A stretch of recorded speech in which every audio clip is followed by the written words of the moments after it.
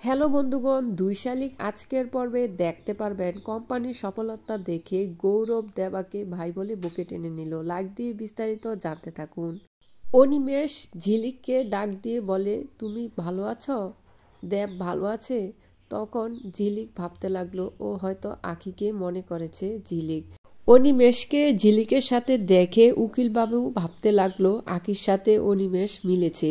উকিলবাবু বলে, পেয়ারকে ওরা এবার বাঘ হয়ে তোর ঘরে ঢুকেছে, এবার তোকে শেষ করেই ছাড়বে। তখন উকিলবাবু অনিমেষের সাথে দেখা না করে চলে গেল। উকিলবাবু বলে, এখন যদি আমি দেখা করি, পেয়ারকে আমার পিছনে লোক লাগিয়ে রেখেছে, তাহলে তাদের দুজনের অনেক ক্ষতি হবে। তখন উকিলবাবু গাড়িটা পেছন দিকে ঘুরিয়ে চলে যায়।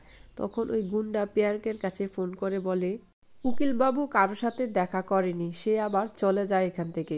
সবাই পুজো দিয়ে ছাতা কোম্পানি উদ্বোধন করলো।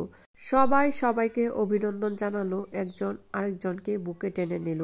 গৌরব দেবাকে মাস্টার জি বলে বুকে টেনে নিল। আখি ঝিলিক হা করে তাদের দুজনের দিকে তাকিয়ে থাকলো। ছাতা কোম্পানিতে অনেক পুরনো একজন লোক আসলো। তখন বলে, অহে অহে বলে গৌরবের জ্যাঠা তাকে বুকে টেনে নিল। কালীপদক ঝিলিকের সাথে ভাব বিনিময় করতে গেল, তখন ধাক্কা দিয়ে গৌরব তাকে ফালিয়ে দিল। এইদিকে গৌরবের চাচাতো বোন ছাতা কোম্পানিকে নিয়ে ব্লগ করছে। ঝিলিক গৌরবকে দেখছে আর কল্পনার জগতে বাস করছে। ঝিলিক দেখছে গৌরবকে নিয়ে অনেক রোম্যান্স করছে। এদিকে আখিও দেবাকে নিয়ে ভাবতে শুরু করলো।